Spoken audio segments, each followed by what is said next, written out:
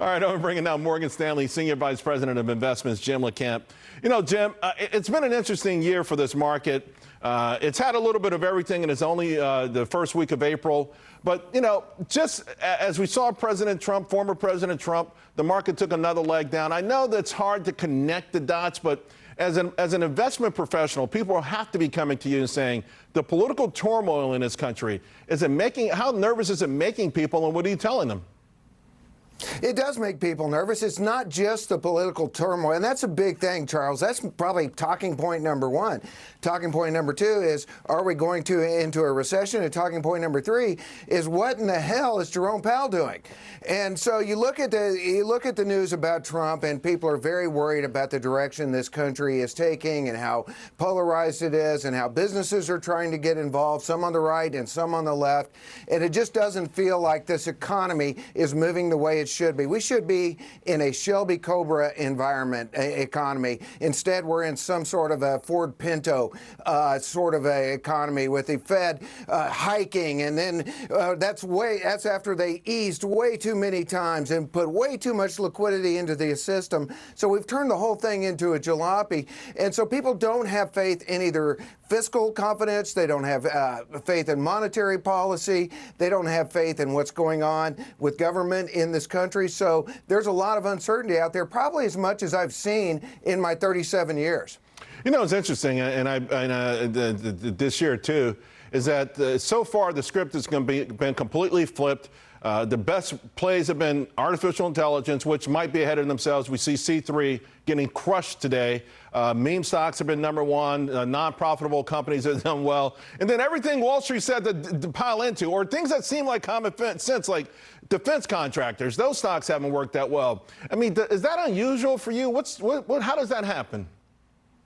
What a lot of people don't realize, Charles, is that the Dow's down on the year. The S&P and the NASDAQ are up nicely. And most of the plays, what you mentioned, have been the plays that really got beat up last year. So last year, the concern was rising interest rates, and that could hurt tech, which really benefited from the 40-year drop in interest rates we had before that. The theme this year has been, oh, the Fed's going to pivot. Oh, the Fed's going to pivot. Right. And so technology did significantly better. Let's buy all the names that got beat up.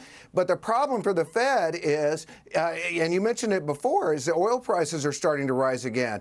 And it's not just oil prices. If you look across the commodity complex, you see platinum, cattle. You see a number of these commodity prices that have started to turn back up. That's going to make the Fed's job even more challenging. So I think it's a very murky environment. It's kind of a Schrodinger's cat market right here. The technicals are saying, you know, we might be okay. The fundamentals are saying, no, we are not okay. They're all pointing to recession. You know, we're going to be showing us in a minute, we're going to flash some additional photos. There we go, President Trump, former President Trump in the courtroom. Again, the arraignment process is going on right now. And we just now, former President Trump has pled not guilty. So before I let you go, Jim, where does this all go? Last week was the one-year anniversary of the inverted yield curve. We still have a lot of folks who are saying maybe we could skirt recession. I'm sorry. Jim, you there? Yeah. I think all the signs are pointing to recession, Charles. Leading indicators, the massive drop in M2 money supply velocity, capital expenditure plans, all the ISM surveys. You have all these boxes, and every single one of them for recession is checked. So it looks like we're heading into a recession. How deep is it going to be? I don't know. The Fed's still providing plenty of liquidity, no matter what they say. The Fed's balance sheet has gotten bigger. I don't think it'll be a severe recession, but it does look like a recession. The stock market has not been saying that yet. I think investors have to be very, very careful about getting aggressive here. Technically, it's done a little better than most would expect, so you can have some exposure, but I don't think you ought to be all in here. Jim, great stuff. Thank you so much, my friend.